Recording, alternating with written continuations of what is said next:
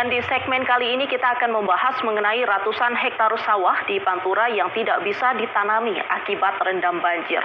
Dan juga sudah terhubung bersama kami narasumber Sodikin selaku Kepala Desa Langensari, Belanakan, Subang. Selamat sore Pak Sodikin. Selamat sore Bu. Apa kabar Pak? Baik.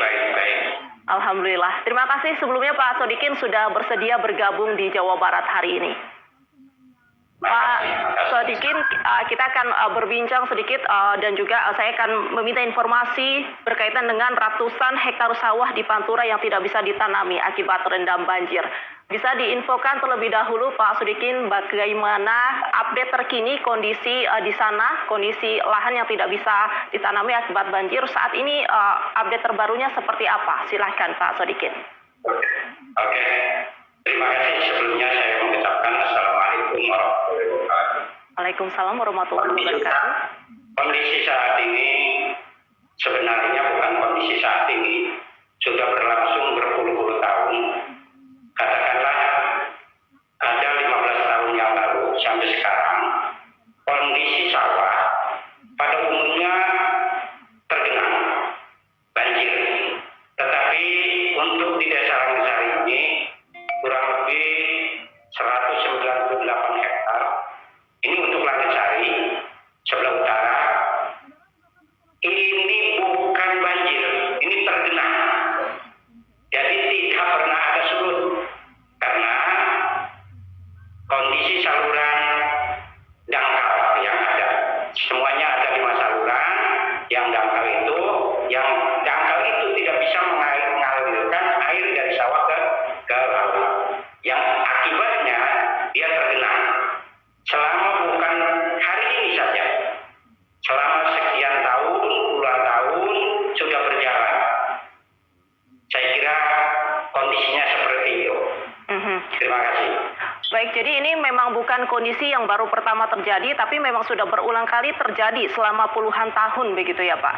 Dan iya, persisnya seperti itu. Ini penyebab utama dari pendangkalan saluran air ini apa? Dan sejauh ini apakah sudah ada upaya juga Pak dari pemerintah desa atau mungkin bantuan dari pemerintah daerah untuk upaya menanggulangi masalah ini Pak? Ya, ini disebabkan dari aliran air ini kan dari selatan. Selatan ini membawa lumpur, ya kan? Pada musim hujan ataupun karena seperti itu, lumpur ini seharusnya bisa ke bawah ke laut. Akan tetapi kendalanya, manakala air rob dari laut itu datang, maka air yang membawa lumpur dari selatan itu mengendap. Artinya sedimentasinya itu tinggi. Dengan sedimentasi yang tinggi maka terjadilah pendangkalan. Nah, adapun tadi dari upaya pemerintah, bantuan dari pemerintah memang betul ada. Pernah ada. Yang kemarin itu ada 1 saluran. Ini semuanya ada 5 saluran yang harus kita normalisasi. Insya Allah akan bisa terrealisasi atau diantisipasi ya. Ada ini masalah banjir ini. Tetapi baru 1 saluran ini dari pemerintah daerah itu ada, dan alhamdulillah manfaatnya ada. Meskipun belum seluruhnya, karena 5 saluran itu masih tidak bisa untuk membuang air.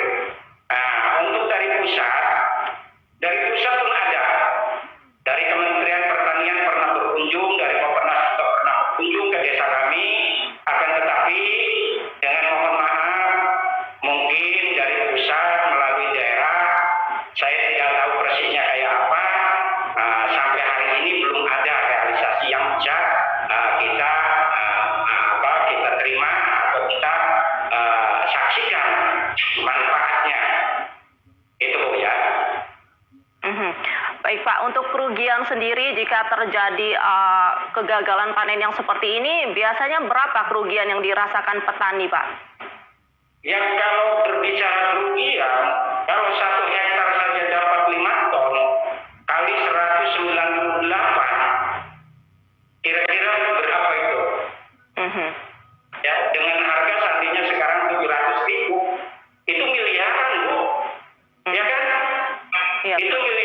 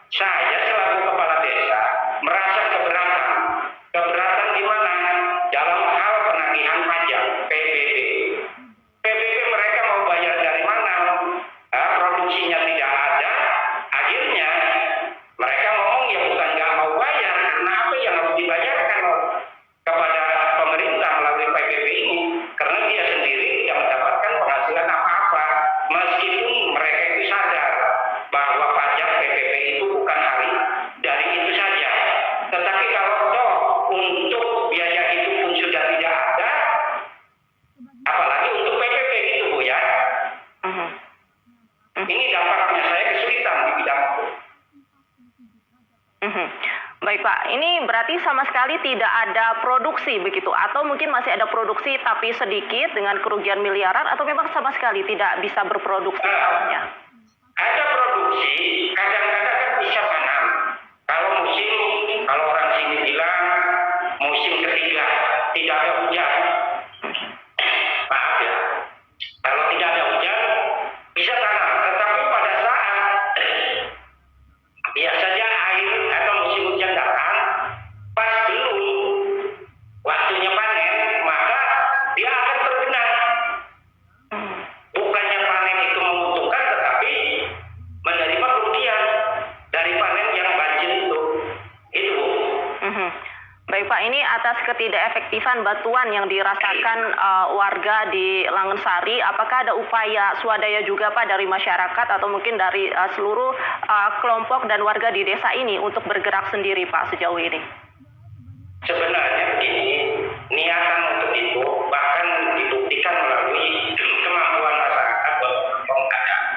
Akan tetapi dari sisi kemampuan Bu, hanya bisa membersihi ya kotoran-kotoran atau ya sifatnya yang ringan-ringan. Kalau yang untuk normalisasi, kami terus terang saja bukan nggak mau, berat ini kita nggak mampu untuk mengatasi itu. Kira-kira butuh apa saja sih Pak bentuk bantuan, atau mungkin jika diberikan dalam bentuk permodalan begitu Pak, ini butuh biaya berapa untuk bisa membenarkan atau membenahi saluran pendangkalan air ini Pak? Oke, saya pikir sekarang kan ada 5 saluran. Yang 5 saluran efektifnya kalau memang dikerjakan dengan alat berat seperti ekskavator itu efektif sekali. Dengan panjang kurang lebih 4 sampai 5 km itu saluran yang ada, masing-masing saluran itu sekitar itu panjang. Lebarnya kurang lebih 3 meter ya. Itu saya tidak bisa menghitung secara rinci berapa biayanya. Kemungkinan dari PUPR akan bisa menghitung sendiri. Saya silakan saja. Tetapi kalau sampai ya perhitungan ini dilaksanakan, direalisasikan, insya Allah masyarakat kami sangat sekali mengucapkan terima kasih. Karena apa?